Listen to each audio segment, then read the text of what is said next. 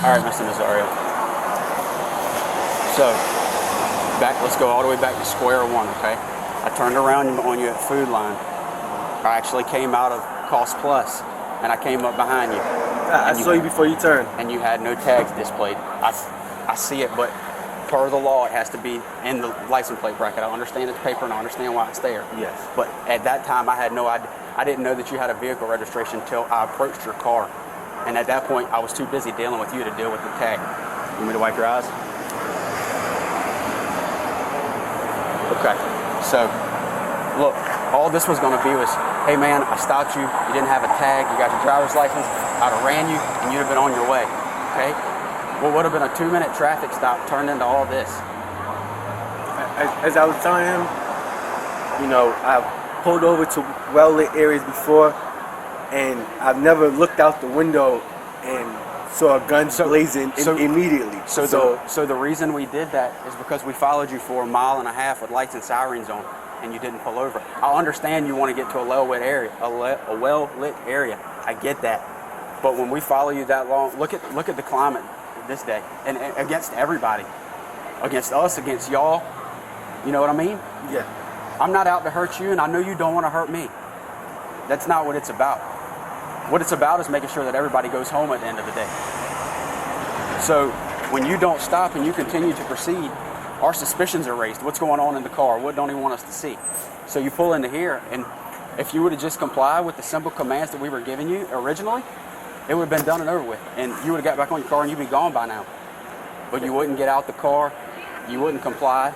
It just looking out the mirror and seeing your guns out already. That's what I was asking, like, what's going on? I was just...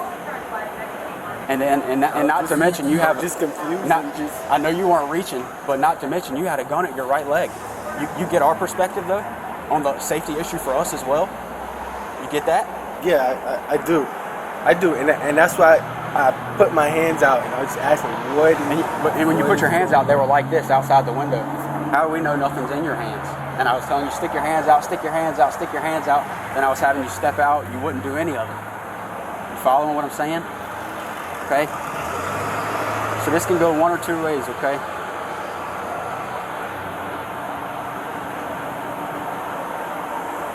I don't want to hem you up. I'm going to be straight up with you.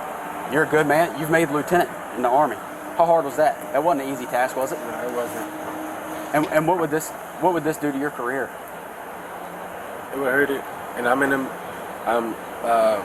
middle of getting promoted right now anyway, so yeah. To what, captain or first lieutenant? To first lieutenant. Okay. So and then when we get you out of the car, we have to wrestle with you on the ground just to get your hands behind your back, just to put you in cuffs, just for the safety matter. You following where we're at?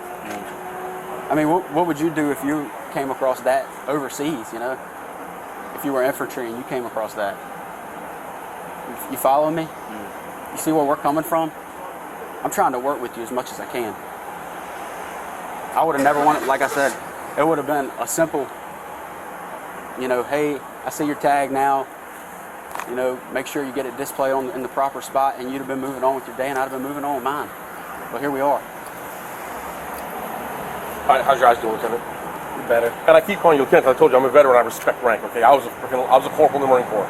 I respect rank. However, I do have a job to do. Okay, I just talked about Chief of Police. You asked for a superior. He's off, obviously, right now. It's Saturday. I called him. He came out, talked. Here's how that's what I was thinking. I told him what I wanted to do. He said, that's no problem. 2 ways we can handle this. We can either sit here with you until you get your eyes back where you can see, and I mean at a good distance, you're safe to drive, okay? And you're going down the road. Go do your deployment. Go continue serving my country, which I respect and I thank you for, okay?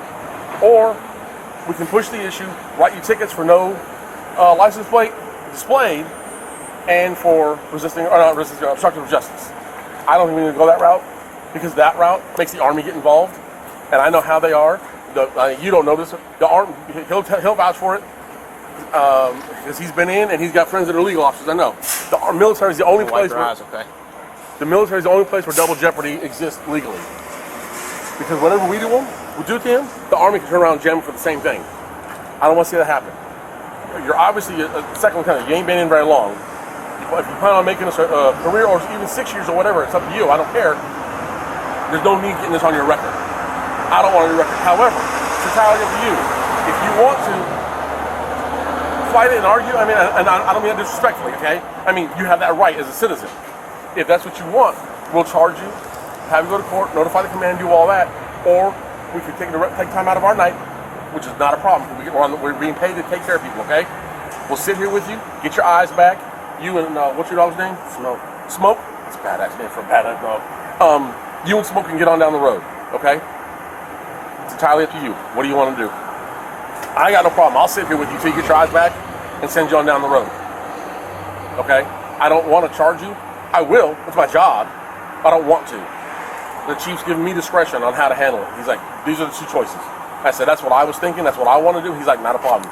We can either let it go, help him out, get his eyes back, and get him on down the road so the Army doesn't get involved, or we can charge you, and then it's a big hassle for you. It doesn't change my life one way or the way, because, you see what I'm saying? It's not about me. This is about you, what you want to do.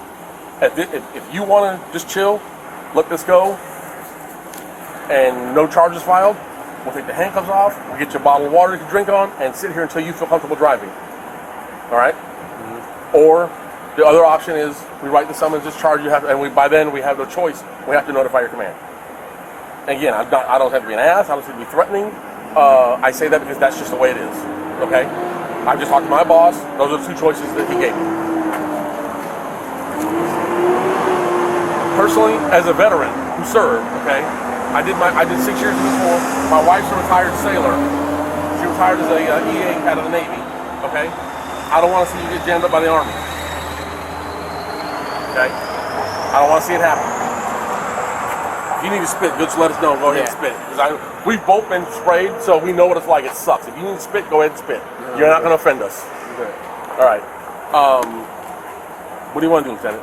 I'll let you tell me, because I mean, nobody's going to ask for charges, so I'm not going to ask for that. I understand that. However, I have to make that option available to you, right? I have to.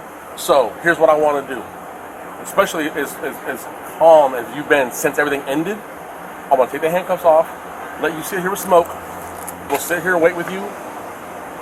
Let your eyes come back. Okay, because it takes anywhere from 20 to 40 minutes, depending on how much actually got in the eyeball itself, before you can really see well how to drive, especially at night. Okay, we'll sit here with you, and then we'll get you on down the road. And the command won't know nothing about it. All right? I do have a good rapport with my command, so I wouldn't feel right not talking to them about it. So that's entirely on you. I'll put it this way then for you. They're going to hear from you. They will not hear from us. I'll give you that much respect, okay? Because I understand. I told you, I was in for 6 years. It's always better for the command to hear it first from you than somebody else, especially the law enforcement. That's never a good thing. Go ahead and help me. I want to talk to you a little bit, man. Okay. I get it, okay? I get the climate we're in right now. I get it, okay? The climate we're in, what the media is spewing with the race relations between minorities and law enforcement, I get it, okay? So like I told you, as far as you not stopping and because you weren't comfortable and you wanted a well-lit spot, Lieutenant, that happens all the time. It happens to me a lot. And it's I would say 80% of the time, not always, 80% of the time, it's a minority. And I totally get it.